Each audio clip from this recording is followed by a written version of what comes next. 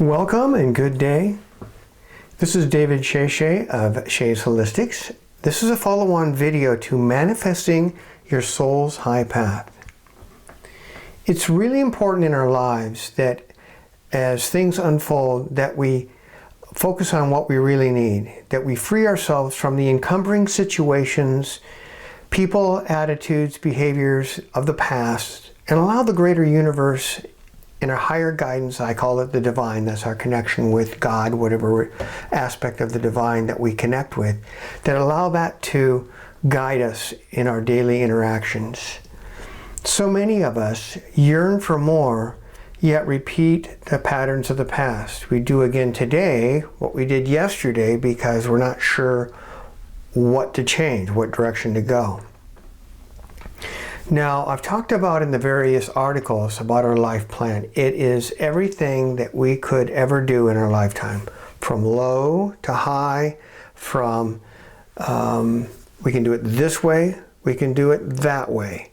We can learn the lesson with this group of people.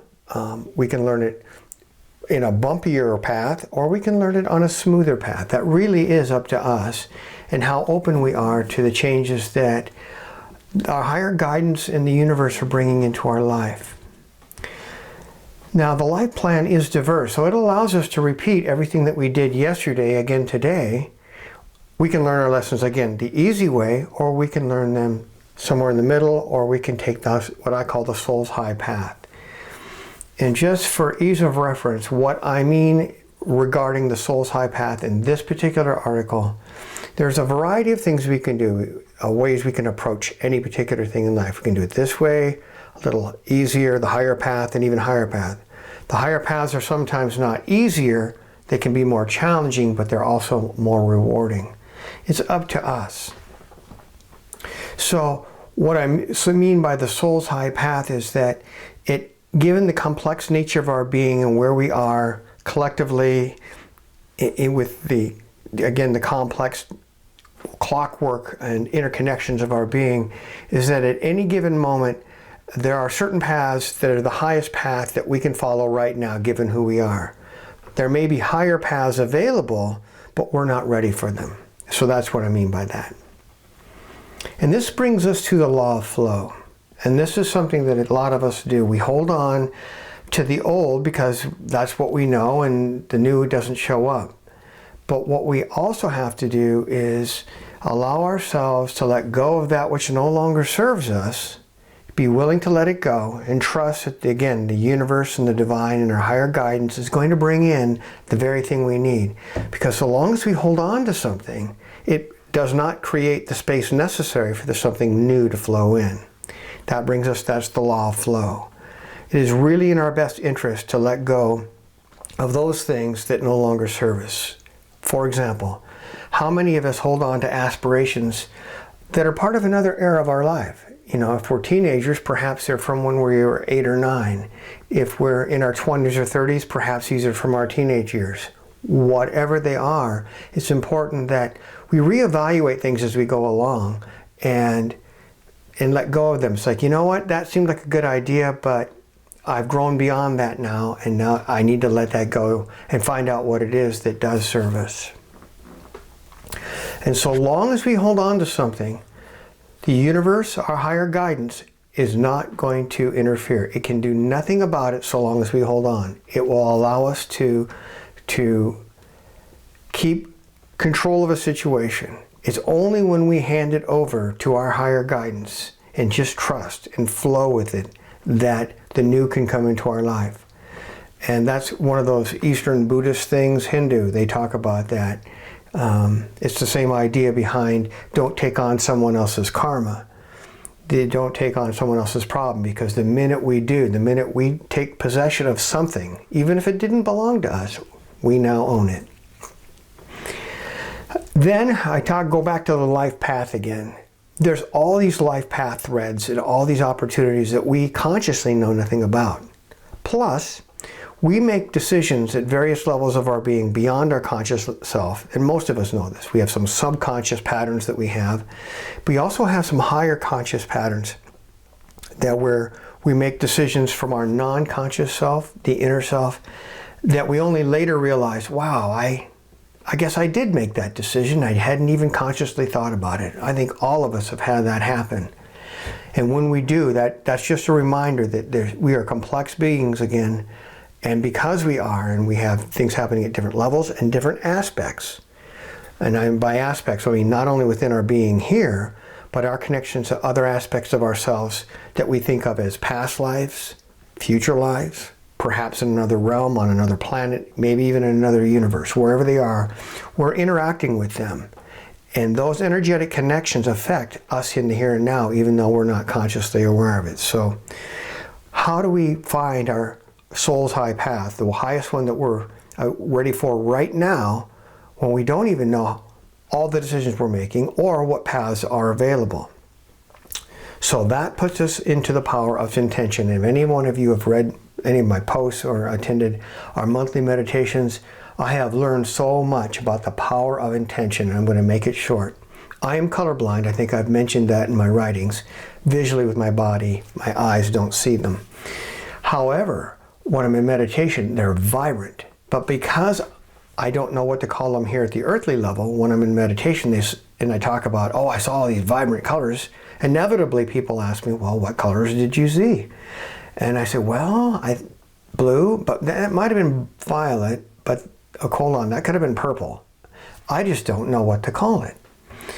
Unless my guides are nice enough, so occasionally what they'll do is they'll write the word like azure blue or something in one of the bands of somebody's aura if they really need to know it, and they'll say, oh, it's azure blue. But I only knew it because my guides or their higher guidance put it there. Anyway, I once was part of an exercise that we do at the end of our meditations where we imagine the bubble of light around us, and then I have that layer of indigo blue. And I didn't know what indigo blue was the first time I did this, so I just said, okay, indigo blue, and let's just hope the right color shows up.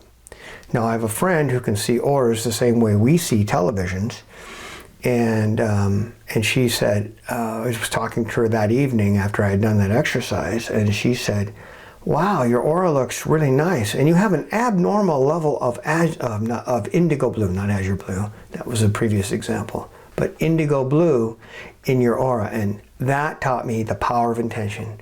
When we intend something, when we visualize it, when we sense it, when we feel it, those, especially feelings, that is the communication, that's the language of the soul. It understands feeling, it understands visualization. Our brains and dreams use iconography, in other words, symbols and images to communicate meaning. So when we use the same thing, our subconscious, our higher selves, and our higher guidance know what we're trying to do. So that brings us to the exercise. This is a slightly abbreviated version from what's in the article, and I recommend reading the article again. It's also in the video portion of this. I put the releasing and magnetizing portions of this exercise in there. And I call it the Soul's High Path exercise because it brings us, if we are willing to release and can really feel and visualize, even symbolically, what it is we want, the universe will bring it upon us. And many of us who've used this know, but for those who haven't, let's go ahead and do that. So you can do this as part of like going to meditation here. I'll give you a few seconds, or you can just do this as part of just set aside a time during your day, maybe where you're on break or lunch break, find a quiet space and use visualizing, deep reflection. If you don't visualize, again, intend it, feel it, sense it, make it real for yourself from your feeling nature, and it will happen. And of course, with intention. All right, so go ahead and close your eyes. Imagine your current situation you want to release. Now, for some people, if their lives get to a certain point, when we just let go of the whole life, we call that surrender. A lot of people, they get to the point where they just don't know what to do in their life and they just surrender it all. That's a large form of intention, but either way, you can either use a specific situation or, if you need to, your whole life.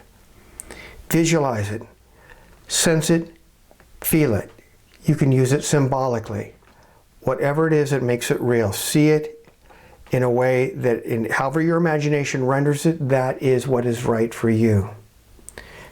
take some time right now to explore it. I'm going to give you a few seconds, and if you have a remote control for the video for your computer, or just hit pause, take a few moments and do that, and then you can restart this again.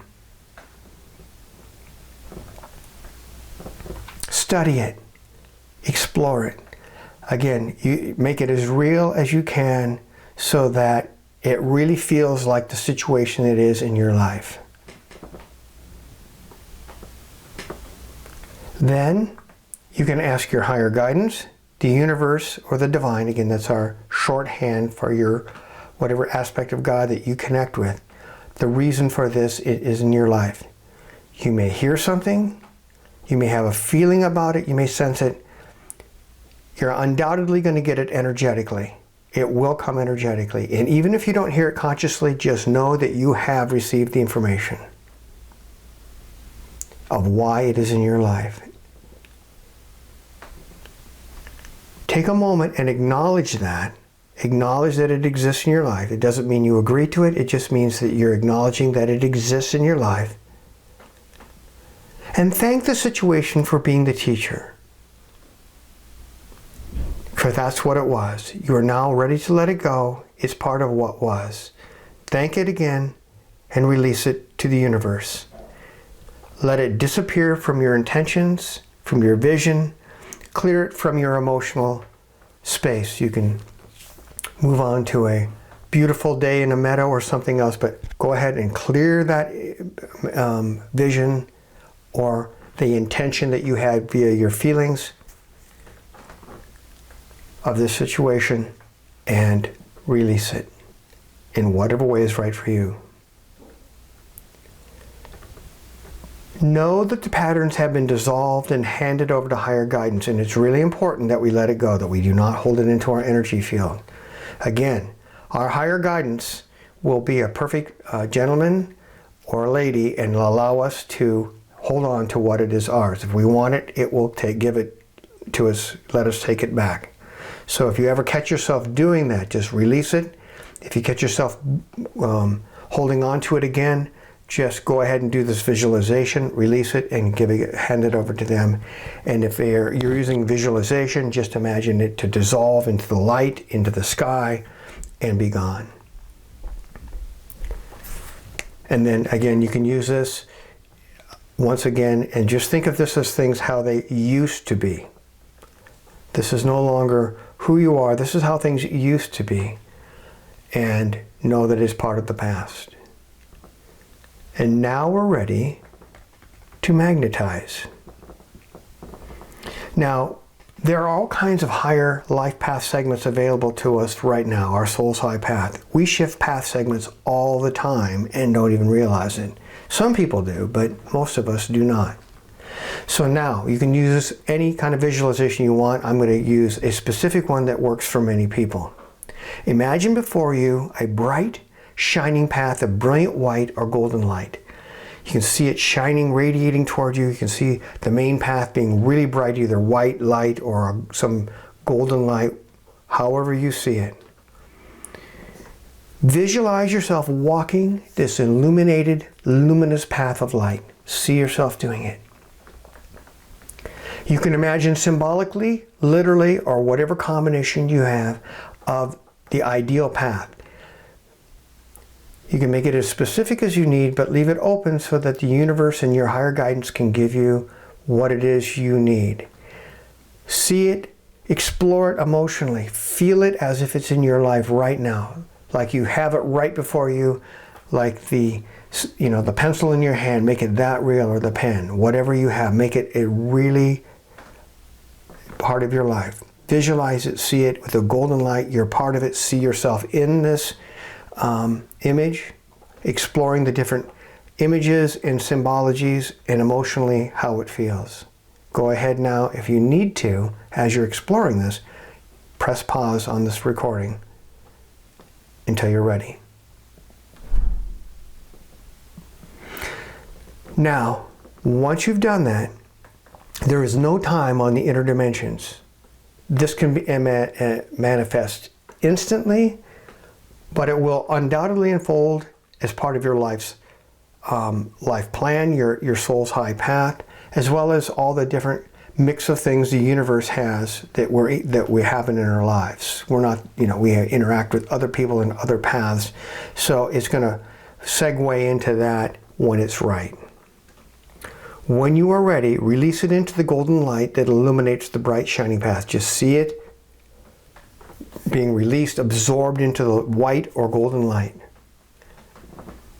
And you can say, I give this highest life path to the universe, my high self, and higher guidance to magnetize and render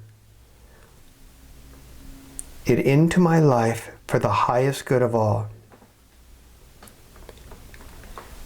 I release this life path intention to you to manifest for what is for my highest good. And you're saying that to your higher guidance. You can use whatever words you want, but acknowledge that you're releasing it for the highest good of all.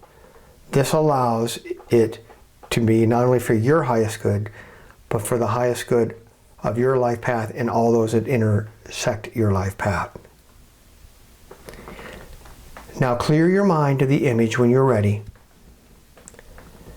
From now on, visualize this path as the path you're walking now. This is your truth. And that's the abbreviated version. If you want more of the detail, I do have it again in this post. And that's how you can do it. And you can go ahead and go through this yourself. I recommend, if you wish to, record the written version for yourself. And if not, have someone else do it. A lot of us don't want to hear our own voice. But this is a powerful way. It uses all the language of our inner self, our subconscious, our higher guidance, as well as our brain and being, the iconography, in other words, the symbols, the visual representations of what it is we're trying to release in the case of releasing and trying to attract in the case of that. Well, wish you the very best. Wanted to make this a brief video. It is slightly under 20 minutes, but most of that is the exercise. Blessings and light, and have a wonderful, wonderful day.